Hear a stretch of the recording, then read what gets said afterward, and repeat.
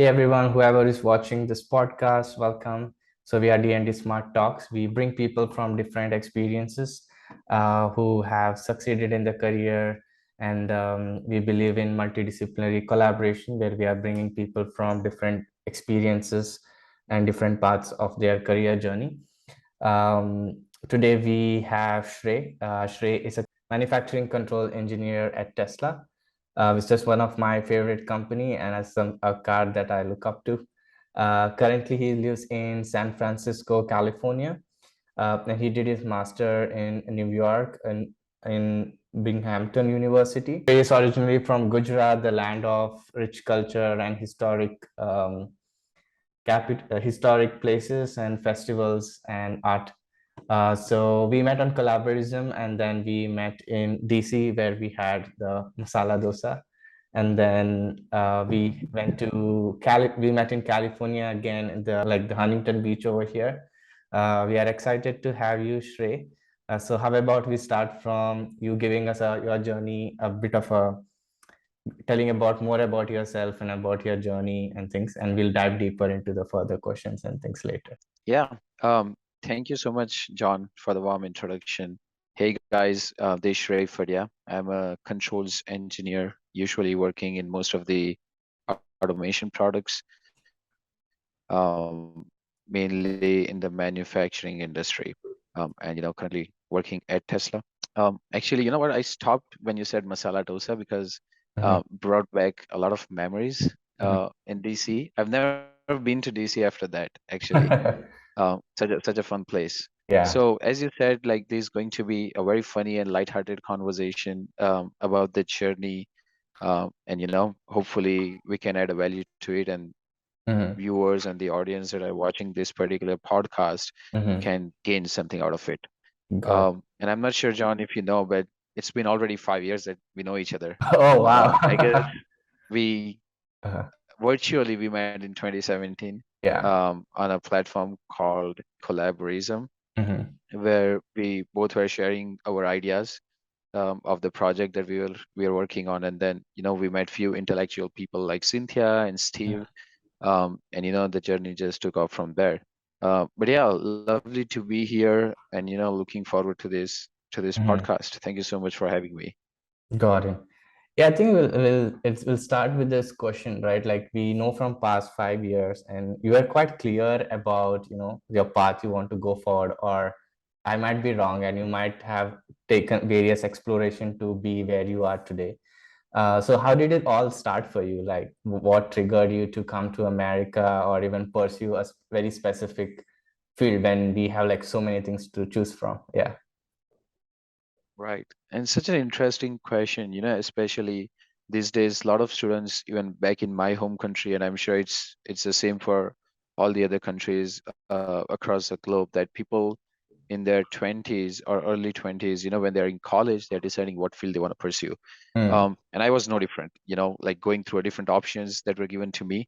I've been seeing a lot of peers were choosing like software engineering and computer science because that was the most trending field. And even now, Yeah. a lot of people that you come across, especially in the US, they want to go into the software. So particularly what triggered me is to come to the US. It wasn't a firm decision at all. There was never a fixed plan to come to the US, although it was in the back of my mind. So when I was in the final year of my bachelor's, I did my bachelor's from LD College of Engineering, Mm-hmm. um, in Ahmedabad, my home city.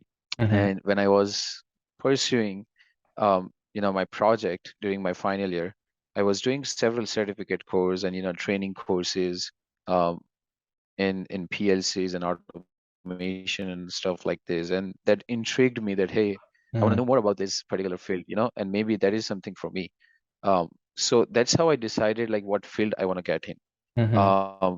But at the same time, I got a job offer in my last year of my bachelor's. And so the thought process was like, hey, Shrey, you got a job offer. So you really want Nice. to move to the US, or you just want to go with what you have right now? Mm-hmm. But then again, talking about the collaborism platform, we came across across a person, like I think she's my mentor. Her name is Cynthia Artin. She Mm-hmm. runs a company called Artin Arts, and basically she invited me to the United States. Said, hey Shrey, you want to come to the US and talk about your project? There was an IT Evolution Expo, I guess, in Las Vegas. Mm-hmm. And at that point, I was like, okay, is this true or not? Because I've never done like that, anything like that before. Yeah. So I was like, sure, let me just give it a try. Mm-hmm. I came here with my dad. My Mm-hmm. dad wanted me to come to the US, but like Yeah. being in a Gujarati family, Uh-huh. naturally, Uh, the instinct is, hey, you want to start a business or do you want to spend after my education? mm-hmm. And that was the debate I was having between me and my dad. Yeah. But then my dad was like, maybe you don't realize right now the value of the masters, Mm. uh, but down the line you might just realize that okay, that was the best decision ever that you took. But you know, again, at that point I was like what 21, but at the same time I got this opportunity to move to the US Mm-hmm. and come and talk about my project. Got it. I And give the presentation on the project I was working on. Yeah, mhm. sorry. No, no, go ahead. Yeah, yeah, you're speaking Yeah, about your presentation, right? Yeah, correct. yeah. So there were different people, Fortune 500 companies. Like there were Mm-hmm. several directors Mm-hmm. that were there during the presentation, and actually that opened me up. Mm-hmm. And that made me realize that hey, there is a huge potential and huge opportunities here if I Mm-hmm. want to do my master's. So that Mm-hmm. was my trigger point actually.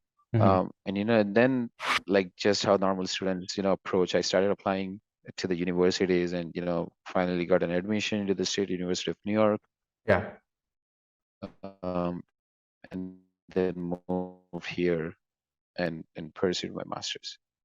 Yeah, I think like it's always hard decision, right, to select to pursue education or continue working. And then yeah, I definitely see your dad's point there of, because that time will like pass by and later it's really hard to, go into your education, higher studies and stuff. I think when you apply for masters, the Right. biggest challenge is the finance, right? And like, how did you manage to finance your education? And we'll talk a little bit about the visa process also as well. Yeah. Yeah, sure. Finance is the biggest thing that usually international students fear about when moving to a new country for their, education, especially if I talk about our home country.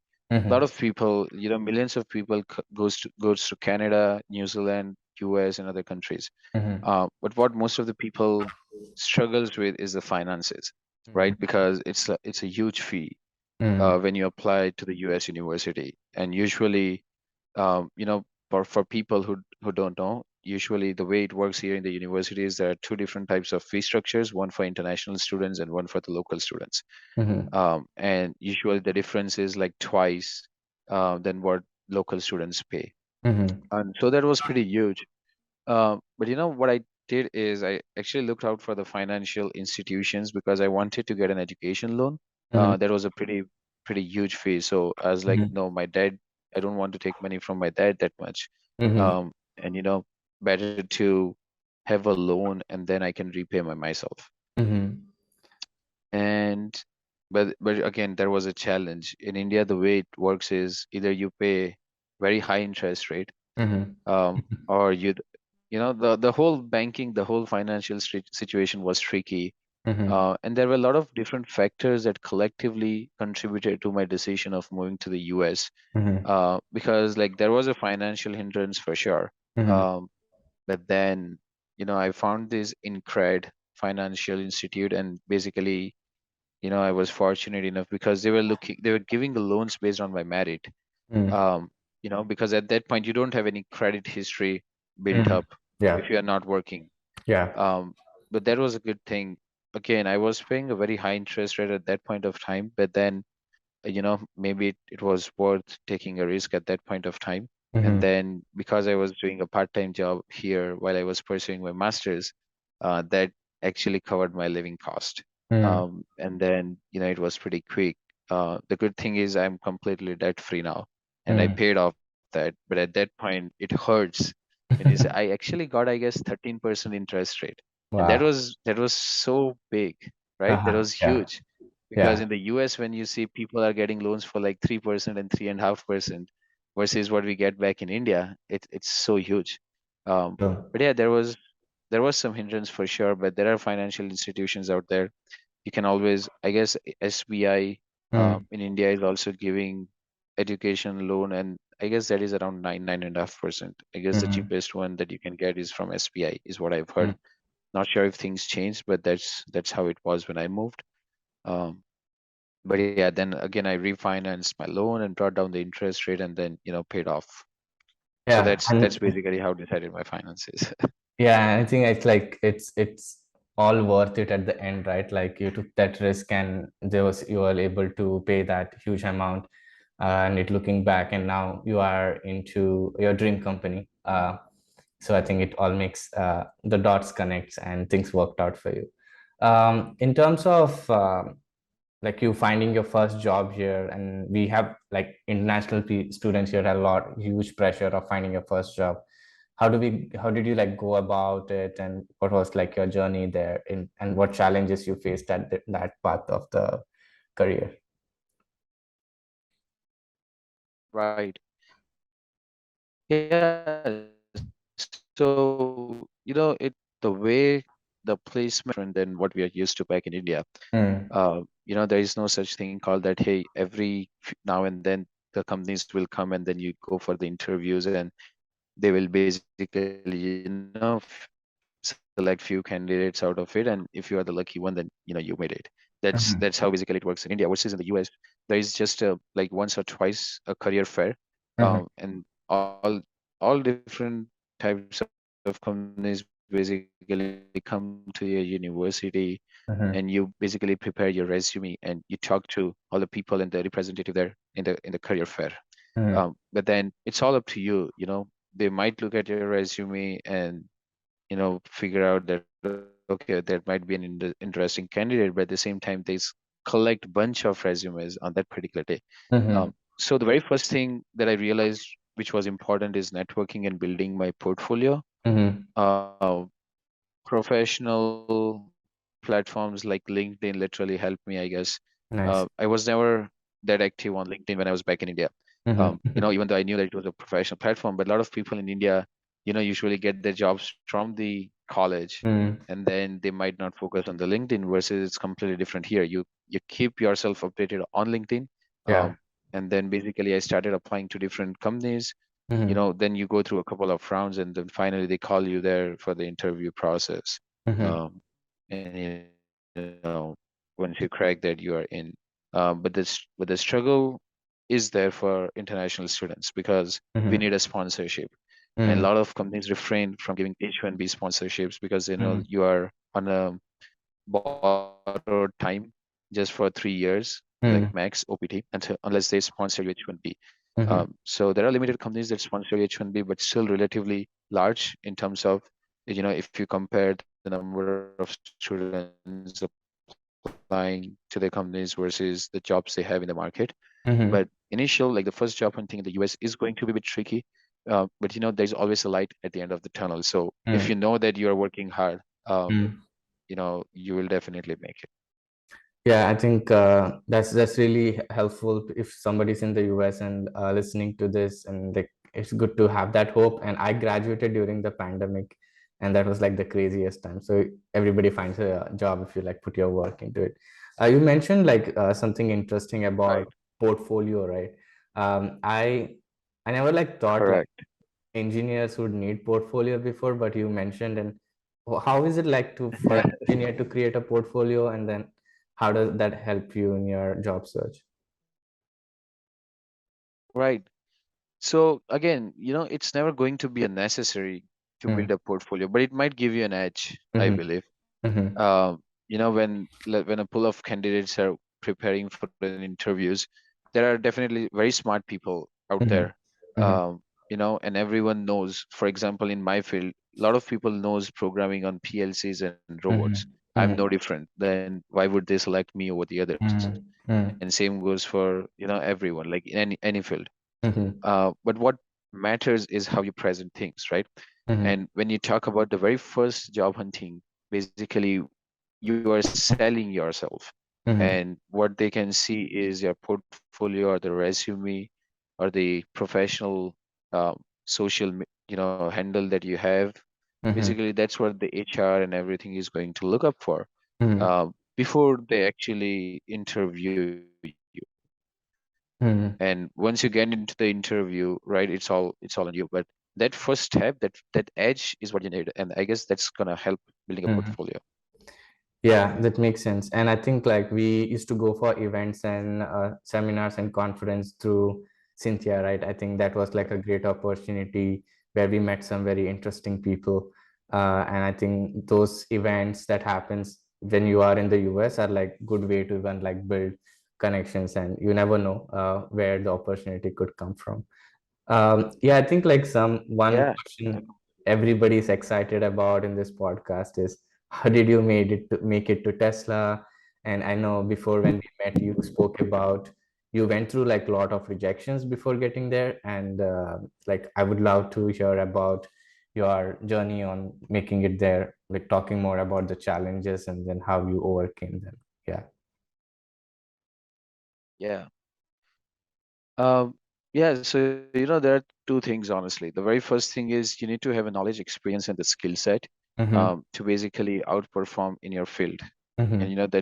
that's any field or any company. But you don't have that until you get your first job and you learn things. Mm-hmm. And most of the times, what we face is, that, hey, we need an experience before we hire you, versus if you Mm-hmm. won't hire me, then how am I gonna get an experience? Yeah. It's like Chicken and the chicken egg. came first or an egg. Yeah. And so that's always going to be there. Yeah. And when I was applying at Tesla, and not just Tesla, I was applying to different companies. But of course, Tesla is definitely a fast-paced environment, and you learn a lot of things Mm-hmm. very quickly.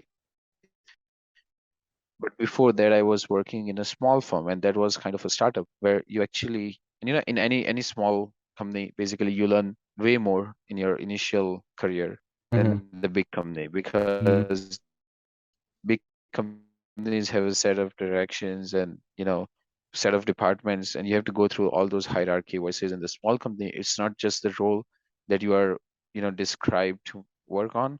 It's basically Mm-hmm. way more than that. So basically, I groomed myself, took that opportunity to learn as much as I can. Even in my first company, Pacific Blue Engineering, I got to meet like few people who are exceptionally talented. I Mm-hmm. learned from there. And meanwhile, I was also applying at Tesla, but usually the way it works is, or all at that point of time, there were no open positions for the entry level jobs. Mm-hmm. And definitely, and still I was like, sure, let me just give it a try and apply for the positions that requires 3 to 4 years of experience. Mm-hmm. It was natural that I'm going to get a rejection, but Mm-hmm. if you don't ask, the answer is always no. So if you don't apply, you're never going to be selected. Yeah. And then I just kept applying. I got a couple of rejection on the third. Um, I guess on the third time I got an interview. Mm-hmm. I made 2 rounds and I was rejected in the third round. But Mm-hmm. finally, even like when I was hired finally on the fourth, Mm-hmm. attempt, I got to know that okay, they needed someone with the 4 years of experience, but at that point I just had 1.5 years of experience. But if you count as an internship, you know how Mm-hmm. we always think about that. You add an internship experience and you make it like max 2 years. Yeah. But then because in those 2 years I actually gained quite a lot of skill set. Mm-hmm. They decided to just go and select me. Mm-hmm. And that's how I made it to Tesla. But the way the interview process worked was pretty cruel. Uh, yeah, they literally grinded me. Mm-hmm. But yeah, again, it was worth. Nice. Yeah, and you get to look at the like, amazing car being built in front of you. That's awesome. And I think electric vehicles are definitely the futures and almost like going to be the replacement for the current transportation problems we have. Yeah, I'm also planning to get a Tesla in the future. uh, yeah, I think Nice. that covered most of your journey there, and you told about you applied 3 times, and that can be very disheartening, right? So and even after that, you kept Right. up with it, and then you kind of got into the place. So what would you like, recommend, or share your perspective around um, just getting into dream companies and the amount of rejection that's um, comes with it. You also mentioned, working for a small company help you put more skill set, and then you kind of use that as an advantage. Like, do you have any other tips for people applying for, like, their ambitious companies and like Tesla and Google and Facebook and things like that? Yeah. Yeah. Um, honestly, like a lot of people have made to big companies. Like even yourself, if I talk about you, and it's underrated because we are having this whole conversation which is focused on me, but for the viewers who don't know, I guess John is more active and far more capable of doing stuffs. Like Mhm, we talked about building a portfolio, but mhm, look at John's portfolio. I'm nowhere near to that, and that's something I should be learning from him. But um, yeah, there are some things. What I was basically, it's all about the mindset. mhm, Um, and then even though I got rejection, which I already anticipated, but it mhm, still hurts seeing a rejection, right? But mhm, as long as you know that, hey, it's not the end of the world, it's mhm, okay. You can just keep learning from people, uh, just expand your skill set, mhm, because at the end, you know that once you are worthy enough of that position, you mhm, can apply there. mhm, But you can't accept, or sorry, you can't expect that mhm, you'll be getting a position in your mhm, dream company without knowing the job responsibilities. So mhm, one thing is, even we discussed this earlier, that it's okay if you don't have everything figured out. mhm, In your early 20s, it's all about exploring. But at the same mhm, time, what I was being told, and I actually believe in that yeah, you need to have something that can actually feed you and pay your bills. Following mhm, passion is important, but not mhm, at the cost of being broke, right? mhm, A lot of mhm, people, because we always come across social media videos that, hey, you follow your passion, mhm, do this, do that, which is okay. And most of the videos that we see is there is a backstory behind that. mhm, It's they right now they're in that position and they're privileged to say those kind of stuffs, that, hey, mhm, follow your passion, but at the same time, mhm, uh, passion initially is not going to pay your bills. mhm, As long as what you work is your passion is a completely different story. But in your early 20s, you're still exploring, right? mhm, You looked into your peers, you heard advices from your relatives and parents, and then you opt a field. mhm, And now you might realize that, oh, that field might not be for me, and that's fine. mhm, But mhm, make sure you have your finances sorted out, and that's very important. And then at the same time, you can do multiple activities. Just, I mean, like, look at you are doing your full-time job, at the same time you never stops. You are doing what you're doing right now. mhm. Following your passion, because that's what keeps you going. Yeah. Um, so that's one of the advice. It's fine if you don't have everything figured out. Mhm, Take your time, go easy. Um, Another important thing is, I've seen a lot of people likes to follow other people's path, but then everyone has their own timeline, you mhm, know, and you are never too early or never too late. mhm, Your friend might achieve few things, um, before you, but there are people out there who still wish that, hey, I wish that I would be in your position mhm. at that point of time.